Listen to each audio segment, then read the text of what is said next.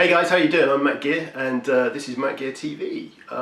Still, it has been some time since I've put a video on my YouTube channel, but I'm still alive and been busy with life stuff, but I thought it was high time that I put something online and had a bit of a chat with you guys.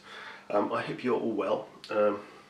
Drinking coffee sponsored by that pedal show. Thanks very much, guys. What I wanted to talk to you guys about today was pedal boards, because I've been on a bit of a journey the last couple of years.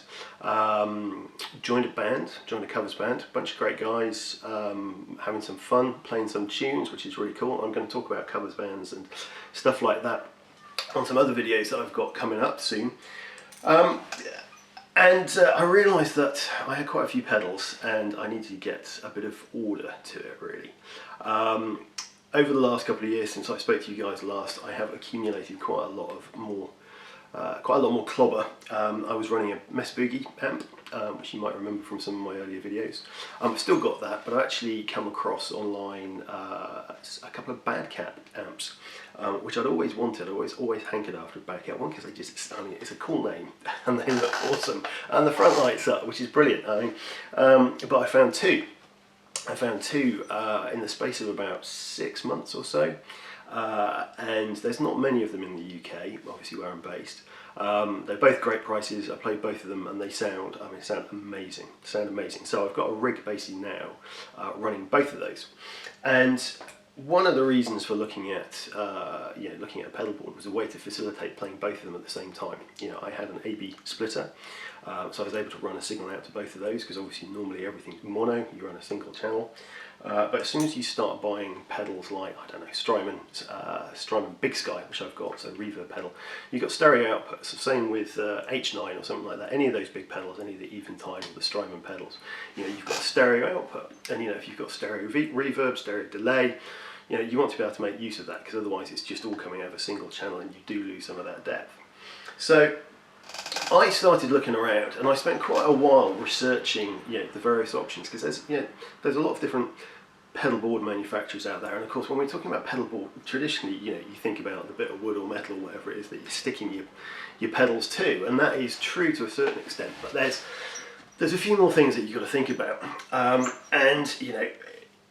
I was watching quite a lot of stuff on YouTube, doing quite a lot of research online, and sort of kind of narrowed it down to one, really. The mug probably gives it away a little bit, because I realised after doing quite a lot of research that there probably wasn't anything better for me on the marketplace than the Gigrig G2 switching system. And the reason that the switching system came along for me, again, like the pedal board, like trying to make sense of a whole bunch of pedals that I've got, is because with the covers band we do quite a lot of different styles. We've got a fairly wide-ranging list of songs that we're playing, which have a lot of different sounds, and in order to be able to get those sounds and switch those sounds, it wasn't really possible just with a conventional pedal board with daisy chain set of pedals, 1, 2, 3, 4, 5, whatever it is. I have to go from one song, Danny California, for example, by the Chili Peppers. It's got clean, it's got drive, it's got delay, it's got wah, it's got an envelope filter as well, or sort of something strange going on in the middle. And to be able to switch all of those sounds is not impossible if you haven't got a switching system so that you can start programming stuff. So that's kind of the point that I got to. So what I really wanted to be able to do was share my experiences so far, because if you've been playing guitar for a bit, if you've got a few pedals, if you're thinking about joining a band, you may well have thought about 1, a pedal board, and 2, switching systems. And what I wanted to do was sort of talk you through some of the pros and cons that I've found, because mistakes can be expensive. And just sort of a disclaimer up front, all of the stuff that I've got, amps, pedals, boards, whatever, is all bought and paid for by myself. I'm not endorsed by anybody, I'm not paid by anybody to say any of this stuff. So all of this stuff is my personal opinion for what it's worth. And that's it. So let's have a look at the pedal board, and I'll sort of talk you through some of some of the reasons why it is how it is, and then, like I said, I'll talk through some of the reasons that I like it and what's good about it, and I'll talk through some of the reasons that things I don't like about it, and also why I'm changing. Why I'm actually changing my board. And so the intention is this sort of to be part one of Matt Gear's pedalboard odyssey, if you like, and what I will be doing after that when funds permit, because like I said, all this stuff is paid for by me, unless anybody out there wants to send me a Schmidt array board. That'd be awesome. Thanks very much. So there will be other videos, because I've got an idea in my head of what I want my board setup to be like, not just for now but in the future, and there's sort of a number of different bases that I'm trying to cover with that. One is a band doing functions, one is a band doing pub gigs or open mic slots or stuff like that, when turning up with a board the size of a surfboard is not really the done thing and not useful, but also a board that works for an acoustic guitar, so maybe with a looper pedal or something like that on, and how to facilitate that really, and how to go about doing that. So that's what this video is about. I've talked for quite a lot. I'm talking to myself. I do have a new room in a new house, which is really nice. So I've got much more space for my clobber, which is just as well, because I could barely move in the last lot. So that's all good. So I went to the guys at the Gigrig, because, like I said, the great thing with them is, one, they make the product, so they know more about it than anybody else. But two, they're a one-stop shop really. So they'll do a design and build for you. You take them all your pedals, you have a consultation session. Talk you through the options, how you want it wired, how you want the switching, and all that sort of stuff, and then they'll just do it all for you, and then deliver the final finished build back to you, which is awesome. And I can't say enough good things about those guys. Joe was awesome, really nice guy, really helpful, taught me through everything, and of course I got to meet Dan very briefly. He's the guy who designed the G2, and he's the reason that all of that stuff is there, and it's great. It's really, really good. So there are other companies that do that sort of thing. So consultancy and build service for you, or you can do it yourself. The only thing I'd say, if you are going to do it yourself, you do need to give yourself time, because there are complexities involved. Particularly, obviously, the more pedals you've got, if you've got a switching system in there, it can be complicated. And as you'll see when we start looking through the board, you'll see how much cabling there is in there, and it does get, it can be quite untidy and quite confusing, if you're not entirely sure what you're doing. So let's have a look. Let's have a look at the board, and you can see sort of what's set up. And then I'm not going to play anything really today. One, I've only got one camera working. The other one's a little bit broken or flat battery or something, so I'm just trying to sort that out. So really, it was just a bit of a talky session today, to show you what's what. But in future videos, what I'll do is there's a whole lot of new pedals and things that I've got, so I can play some sounds, and obviously play some sounds through the new amplifiers as well. So let's have a look at the board. So for me, there's sort of three primary considerations, or three primary benefits from going for a board like this. And the first of those, which is probably something that may not occur to lots of people, the first of those is the power, and the power that you're supplying to your pedals. And there's a couple of sort of considerations there. One of which is sort of is ease of use. And one of the great things about this board and other boards that are set up like this is that I've got a single power cord that goes into the mains, plugs into the power supply unit on the board, and that does everything. So that single power supply is powering all of the pedals on the board, and the G2 system, and the expression pedals as well. So that's it's one cord. Everything's powered in, so rather than having to worry about sort of daisy chain power supplies or multiple plugs for multiple pedals, you've just got one thing, and that's brilliant. And also the other great thing about the power supply for this is it's very high current, so it's 5,000 milliamps, 5 amps, which is more than enough to power 10, even double that, even 20 pedals. So you get a very good clean power supply for your pedals, which it does improve, does give you the best from those pedals, and making sure that you're getting a good sound out of them as well. The good thing as well that I like about the Gigrig power supply is it's completely modular, so you can expand it depending on the size of your board. There's a series of little boxes that you'll see stuck around called distributors or isolators, and they're basically sort of the junction boxes, if you like, which spread that spread that power supply around all the pedals that you've got on your board. And you can see them sort of stuck to various parts of the board to make sure that the right pedals are getting the right current. And to that point, one of the other things that you can get from the Gigrig is these step-up transformers, which supply additional current, or basically increase the current that you're getting, that you're running into the pedals. So that's sort of the power side of things. The other thing from a signal point of view is obviously it's the length of that signal chain, and the more and more pedals that you put in, with the conventional idea of working right to left, pedal number 1 into pedal number 2 into 3 into 4 and so on and so forth. The more pedals that you have, even if they're off, there is a drop in current that's going through. There's a drop in the signal that's going through from one end to the other. So the more pedals that you have, and some pedals are worse than this than others, even if they claim to be true bypass, when you get to the other end, what's going into your amp isn't quite what's coming out of your guitar. And so by putting a switching system in, what you're doing is basically removing any pedals that aren't on from the signal path, which is great. So it keeps it as short as possible, and it means that you get as clean as clear a signal as possible, and as much as that guitar tone that's going into the front end of the effects as is coming out of the other end. The other thing as well, particularly with a system like the G2, is the flexibility that it's got from a switching point of view. Now, Gigrig also does what they call a quartermaster, which is a series of loops which you can turn on and off. And whilst that does do the things that I've talked about before, it removes pedals from the signal chain when they're not on. It is just on and off. That's all you can do. You can only turn a loop on and off, and each loop is only assigned to one pedal. Where the G2 comes in, and other units like it, I know Boss does them. Is it Disaster Area is another one. There's quite a few manufacturers that do this sort of thing. What you've got is a whole bunch of loops, a whole bunch of pedals. Each loop is, it's got one pedal in it.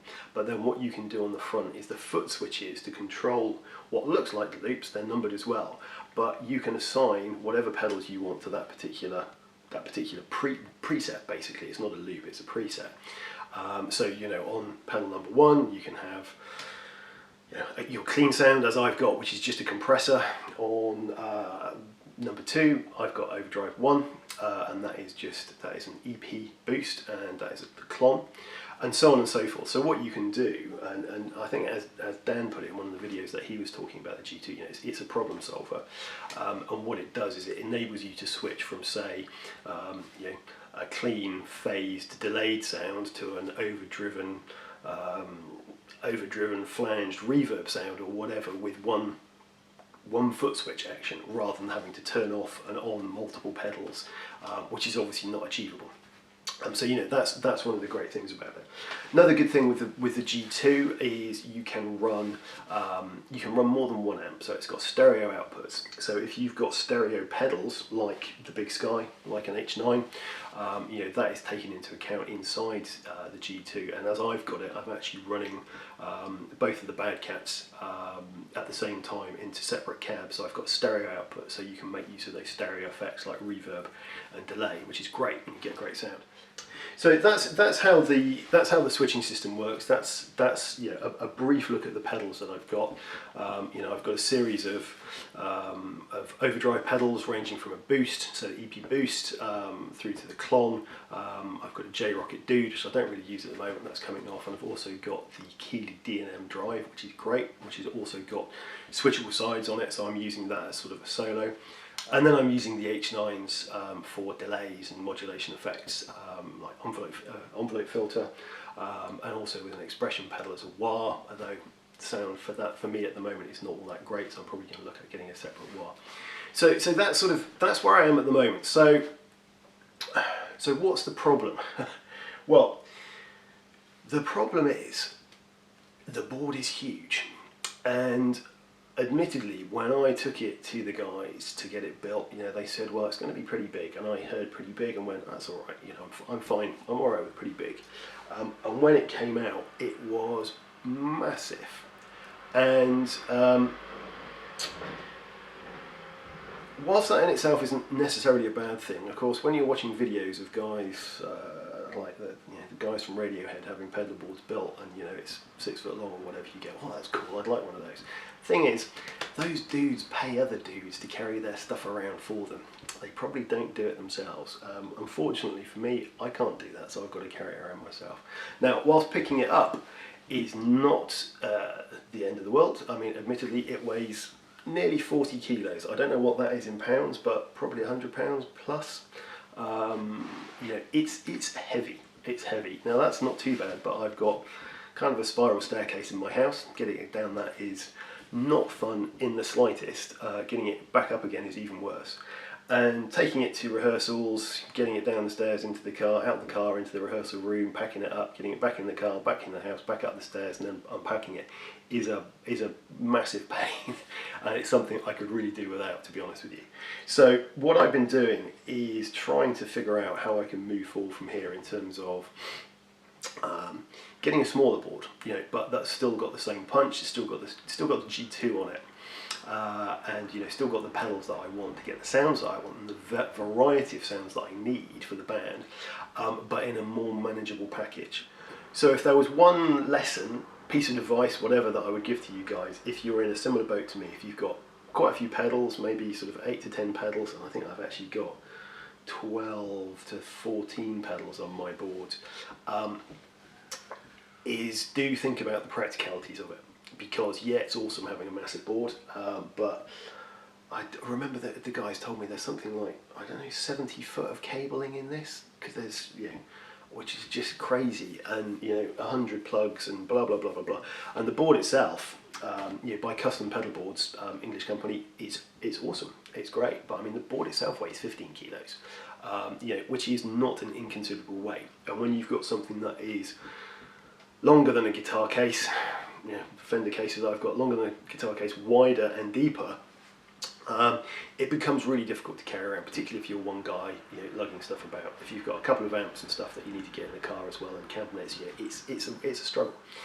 So I'm looking to go into a modular approach. So I'm going to break the board down into a number of parts that I can then join together if I need to. And really what I wanted to do, the reason I wanted to get this video out today is I've got rehearsal next weekend with the band, and I really don't want to have to take this board with me, because it's been really hot here in the UK, and you get to rehearsal and by the time you're all set up and ready to go, you're exhausted already. So what I want to do is try and make life easier for myself, and like I said, if you are thinking about going down this road, do consider that, because it is important. And obviously the more you play and the more you have to carry your stuff around, the more it will become a ball ache for you, and you won't want to do it, and you won't enjoy it. So for me, one of the things is to be able to get the sounds that you want and the flexibility that you want as easily as possible, and that ease is a big key, and it's something that I didn't really think about before. I kind of I want everything. I want all these pedals on. I want everything, whereas I realised that some of the stuff I'm not using, volume pedal I'm not using, why is that on there? It's taking up a lot of space. I've got my looper and my drum machine, which sync together to get, you get beats, but it's got a MIDI clock so that you can sing. I'm like, I'm not really using that much at the moment with the band, but I do want to use it. But it would be great if it was on a board that I could take if I wanted to do an open mic gig with the acoustic. But obviously if I'm playing with the acoustic, I don't want to turn up with this board because it's ridiculous. I can't turn up to an open mic night with this. Everybody will think I'm a complete idiot.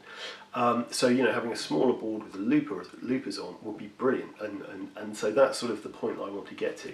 So today this is probably the last time this board's going to look like this, because I'm going to start ripping the pedals off and start building myself a smaller temporary board until, like I said, funds permit for me to buy what I'm probably going to get next, which is going to be, I'm looking at the Schmidt Array boards, which are amazing. And there's a whole lot of reasons there which I'll talk about in the future, but like you said, I just wanted to sort of share my experiences so far.